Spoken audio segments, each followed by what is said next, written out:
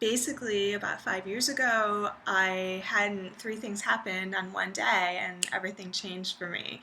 I hadn't seen my parents in quite some time. I had opened up the door, was greeted by my father. My father looked old. My dad has been conquering heart disease for about 10 years, eating statins and not really getting anywhere. And at that moment in time in history, the phone rang. It was my dad's doctor.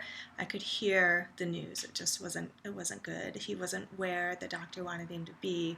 So I let my dad talk and I went into the other room, and my mother was watching television, and President Clinton was discussing Dr. Ornish and the idea that heart disease was preventable and reversible.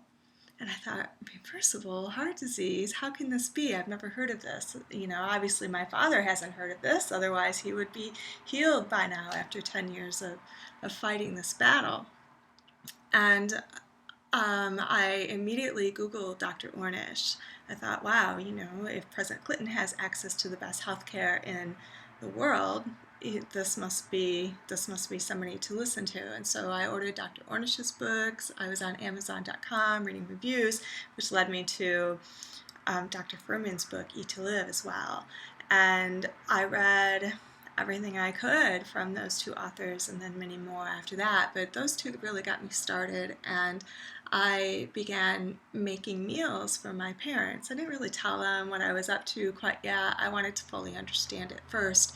And so I would make these meatless meals and I would prepare them and give them to my mom and dad, and they didn't even know. They didn't really even realize that there wasn't meat in them.